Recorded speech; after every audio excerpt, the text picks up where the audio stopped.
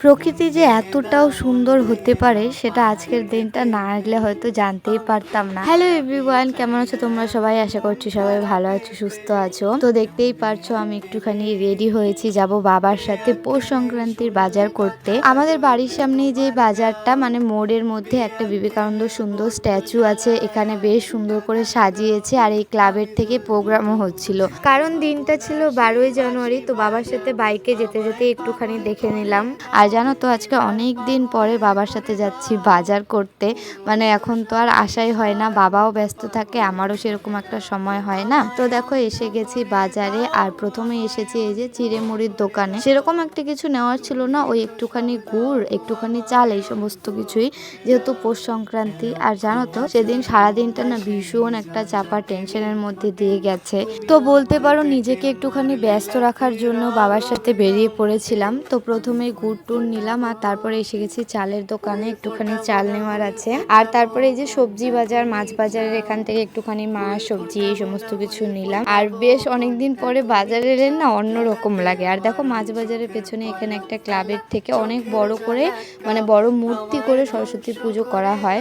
তো সেই মূর্তিটাই এখানে বানানো চলছিল, সেটাও একটুখানি দেখলাম। আর তারপরে বললাম না যে প্রকৃতি যে এতটাও সুন্দর হয় সেটা আজকের দিনটা না এলে হয়তো জানতেই পারতাম না। এটা একদমই সাডেনলি প্ল্যান হয়েছিল, হঠাৎই মনে হলো যেন স্বর্গরাজ্যের মতো একটা দুনিয়া থেকে ঘুরে এলাম। এই যে গ্রামটা আছে এখানে মেনলি ফুলের চাষ করা হয়। আর এই গ্রামটা না আমাদের গ্রামের বাড়ি যাওয়ার সময় পরে আমরা সব সময় দূর থেকেই দেখি, কখনো সেরকম ভাবে আসা বা ঢোকা হয়নি। চারিদিকে ভ্যারাইটিস টাইপ অফ ফুল, আর এত সুন্দর স্মেল করছিল না, কি বলবো তোমাদের। এখানে সবাই চারাও করে, প্লাস ওই ফুলের চাষ করে ফুলও বিক্রি করে। আর মেনলি এখানে এসেছিলাম এই গাঁদা ফুল নিতেই, যেহেতু পৌষ সংক্রান্তির পুজো টুজোরও ব্যাপার থাকে, তো সেই কারণে ফুল নিতে এসেছিলাম। আর এখানে না খুব অল্প টাকায় অনেক বেশি ফুল পাওয়া যায় বাজারের তুলনায়। তো সেই কারণে হঠাৎই আমার আর বাবার প্ল্যান হয় যে চলো ওখান থেকে গিয়ে ফুল আনবো।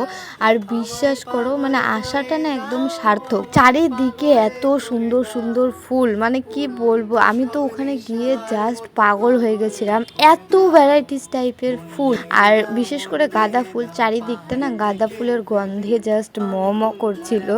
তো এখান থেকে আমি বেশ কিছু চারাও নিয়েছি আমার ছোট্ট ছাদ বাগানের জন্য, সেগুলো তোমাদের সাথে অন্য কোনো একটা ভিডিওতে শেয়ার করব। তোমাদের মনে হতে পারে এটা কি এমন বিশেষ ব্যাপার, বাট বিশ্বাস করো আমি ফুলের দোকান ছাড়া এই ফার্স্ট টাইম এত জলজান্ত ফুল নিচের চোখের সামনে দেখলাম। তো এই কারণে আমার এক্সাইটমেন্টটা জাস্ট অন্য লেভেলের ছিল। তো চলো আজকের জন্য এতটাই। তোমাদের কিরকম লাগলো অবশ্যই জানিও। টাটা।